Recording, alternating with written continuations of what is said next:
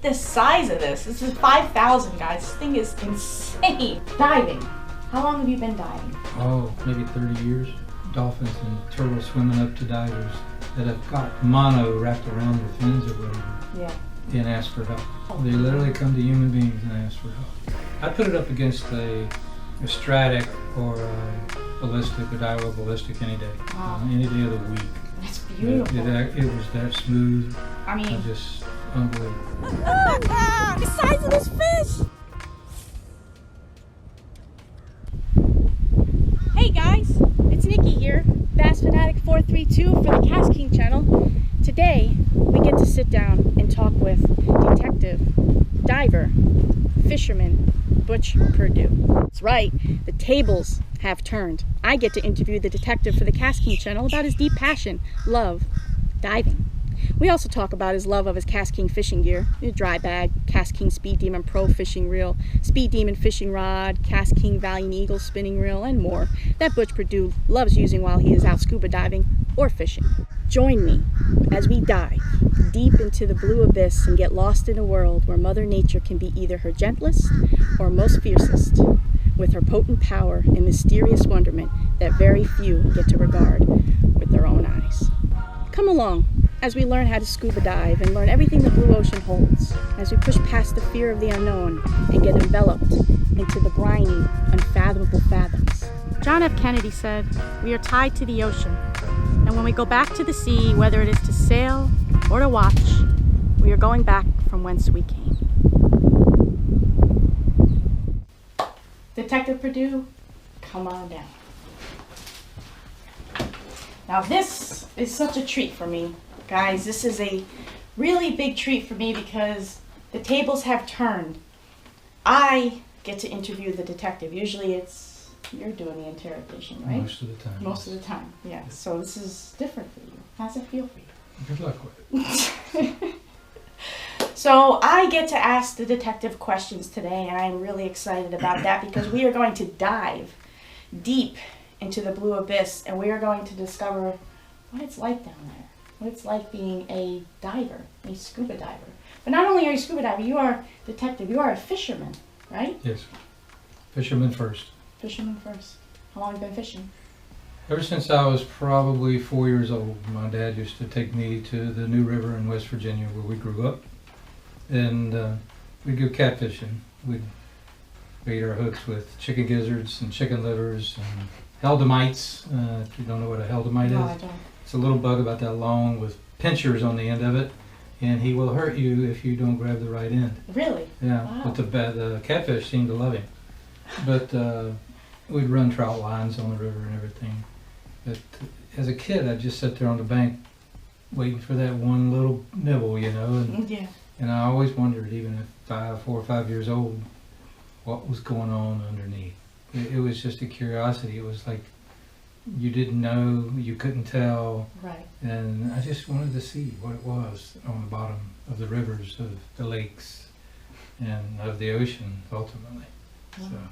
Oh, well, before we dive into diving, I want to talk about, I see you have some KastKing rods over here. Now this is a real beaut. This is really beautiful. This is the KastKing Speed Demon Pro reel and the Speed Demon Pro rod. Now this is, I haven't even touched this yet, and Butch has it. I'll let you borrow it. Oh, thank you.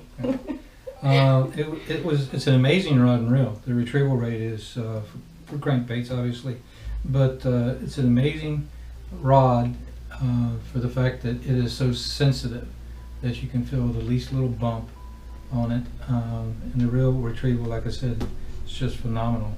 I've taken it just about a week ago. I went up to my son's, who runs a redfish and trout or inshore charter service out of Horseshoe Beach in Florida. What's his name? Jason Perdue, Captain Jason Perdue with Conch Charters. When the old man wants to go red fishing, he goes to the sun. And I ran my own offshore charter business, so when he wanted to go grouper fishing, he came to see Dad. So we'd swap off back and forth. That's awesome. But yeah, this was an amazing rod and reel. We used it, we caught several fish on it that day, and like I said, it just carried it through. I'd put it up against a Stradic or a Ballistic, a Daiwa Ballistic any day. Wow. Any day of the week. That's beautiful. It was that smooth. I mean, just unbelievable. I hope to use it sometime. If you're good. If you're so kind. If you behave, I'll let you use it. And I see you have is this the Valiant Eagle over here? Valiant Eagle. This was a really, really nice reel. The casting on it was actually as smooth as a Speed Demon. It was just, the retrieval was so smooth. My son fell in love with this one. He was I love this rod and reel, Dad. But the reel was just phenomenal. Really? So yeah. Nice and smooth. It's literally, I've got Ballistics and I've got other reels, but these two have quickly became my favorites. And I'm not just shooting you a line of bull. They really have. They've they have become my favorite reels to use. That's amazing. That's another one I haven't used. So maybe. You're so really kind. Pushing the envelope now. You're just filled with KastKing reels here. I see you have the Sharky 3. I think this is the bait feeder. Yes, the Sharky 3 bait feeder. Look at the size of this. This is 5,000, guys. This thing is insane. This is huge. Yeah. I'm a bass fisherman, so I'm not used to reels like this. Well, I bass fished a lot in my younger years. My son and I used to have an old Jeep with twin roll bars, and with the sheriff's office that I worked for at that time, I was one of the agricultural investigators. Oh wow! And I had keys to everything, pretty much.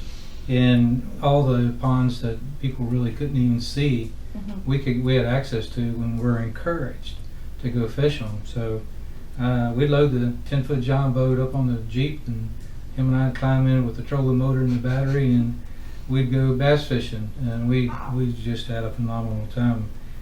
But then I went saltwater fishing one time, and I got ruined. Everything out there's got teeth, and everything out there's hungry. Yeah. And I can't wait to try this one. I got to get it spooled. I want to have it ready to go grouper fishing the next time I go. I think it'll do quite well. It's a beautiful reel. Yeah, and I want to tie it to the right rod and probably be able to use it for the snapper spawn next year in the Keys. Oh, wow. Well, that's insane. I can't wait to hear all about that one. Oh, yeah. And I see you have the Mega Jaws here. Yep. This is a beautiful one too as well. I'm going to mate that to a rod, and probably that's all I ever used was bait casters. Really? When I bass fished. And so I'm probably going to make that to a rod. I've got a couple kayaks, and my son keeps on me about, let's go bass fishing again, Dad. So we don't have the keys that we used to have, but we have access. So I think we'll probably start bass fishing again. That's awesome. So, yeah. Well, again, I can't wait to hear about that. Okay, now that we talked about fishing, let's get into why we are here. Diving. How long have you been diving? Oh, probably maybe 30 years, something like that. That's a long time. Yeah, like I said, I always had this just unbelievable, curiosity, what went on below the surface. And then when I was about 6, 7 years old, my mom and dad brought us to Florida for the first time, and I saw the ocean, and that was it, man. I'm telling you, I was hooked, because it was not only just what creatures were down there, it was what was laying down there to be discovered.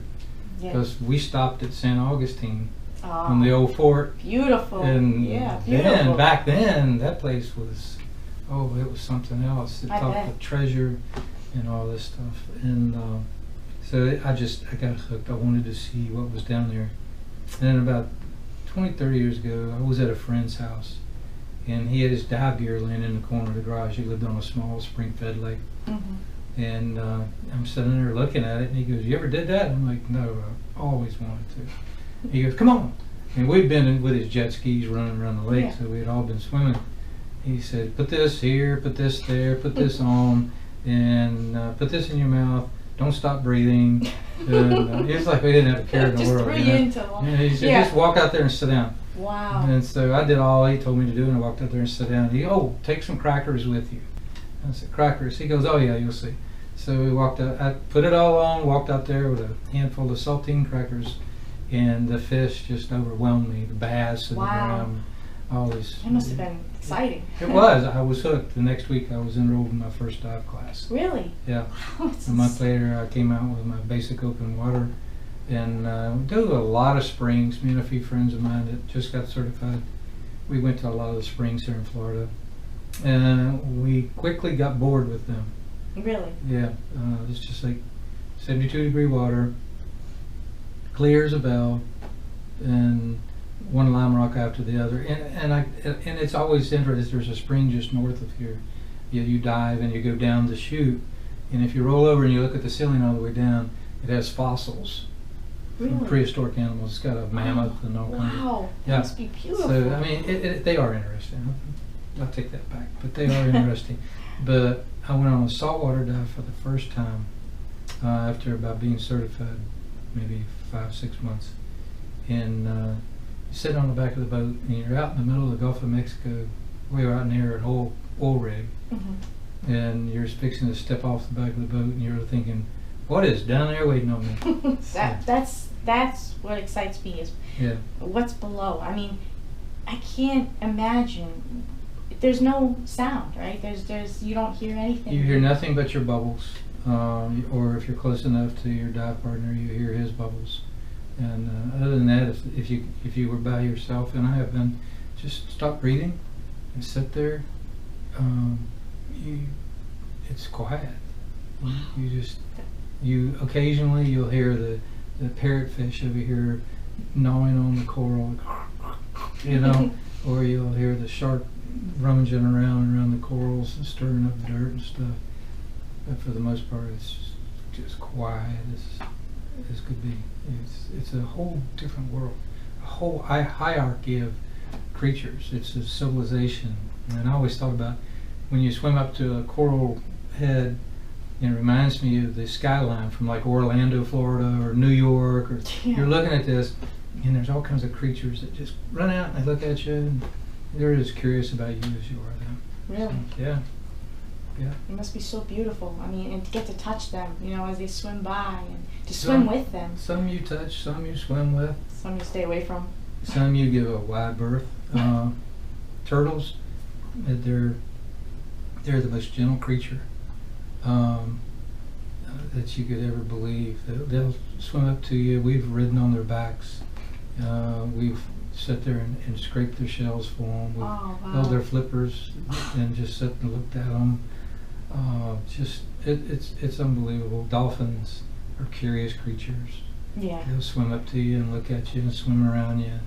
Yeah, you can read stories all the time about dolphins and turtles swimming up to divers that have got mono wrapped around their fins or whatever. Yeah. And ask for help, and the divers will cut their and help them. And help them. They literally they're asking for help. They literally come to human beings and ask for help. Wow. So and nothing's down there is programmed to hurt you. And when people get hurt in the ocean like that, it's because generally they're confused for being a food source, and it's generally accidents. They call them attacks, shark attacks. Yeah. It's you know, I could get my leg bit off this next summer, but I guarantee you it won't be because he wanted to attack me. No.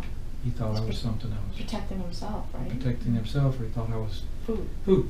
Right. So, and at times we do a little spearfishing, but you have to be real cautious when you spearfish, because you got to understand you're in their world and you're not on top of the food chain anymore. No. And you're kind of way down. And if you do spearfish, I implore everybody that does to do it correctly. Yeah. If you're in the boat, and like I said, I've rod and reel fished for years, and if you catch a short fish, generally you can dehook it, debloat it, and slip him back in the water, and he's going to go to the bottom. He's going to live another 20 years. If you shoot a short fish with a spear gun, he's done. That's it, and it's a waste.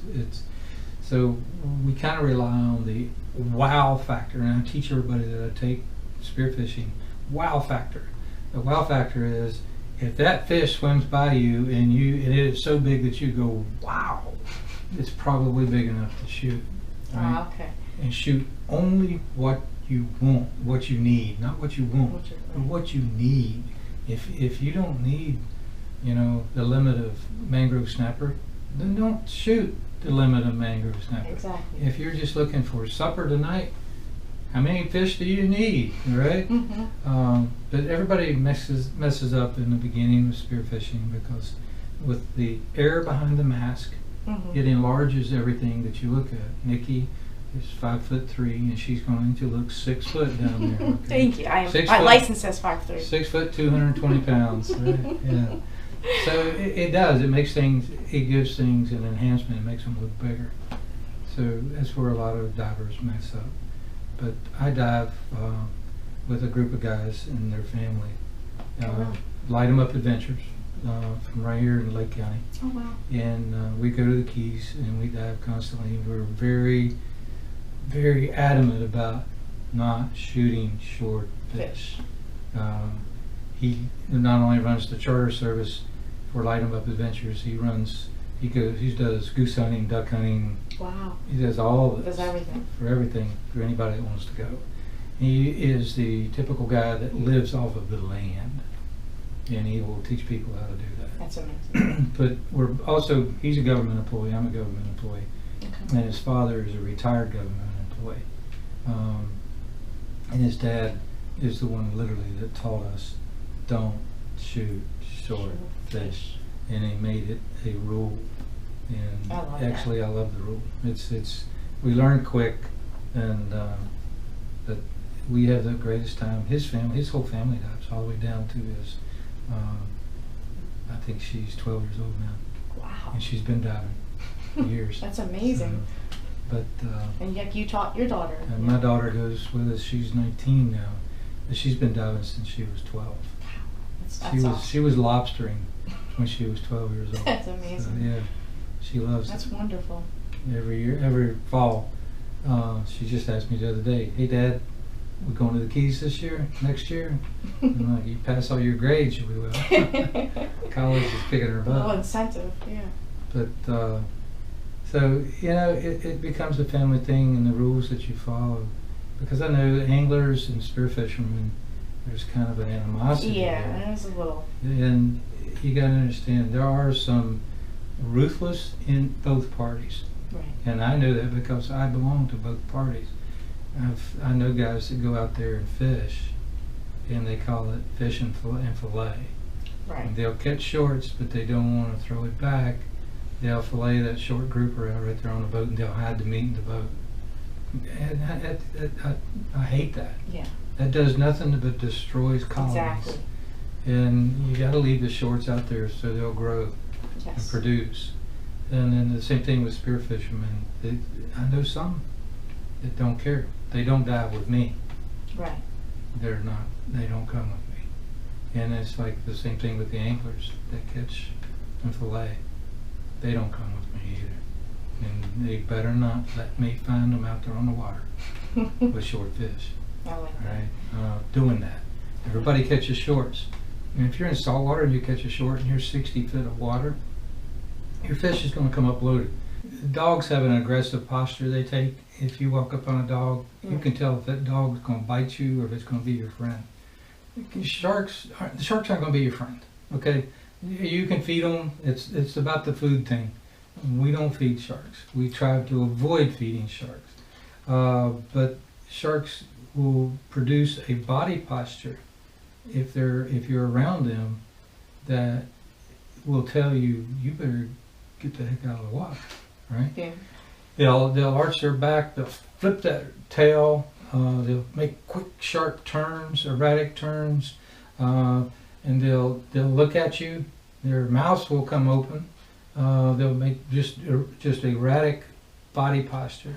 When they're doing that, that means they're on high alert and you've done it to them. So you know, either one, you went down there and you shot a few fish, and we carry our fish on a stringer, a metal stringer. We don't carry them on us for the simple fact sharks are ambush predators. So if you've got that hanging off your belt or your BC, then if they come up behind you and they smell the fish, they're going to roll in on you to get the fish that you've got hanging on your stringer.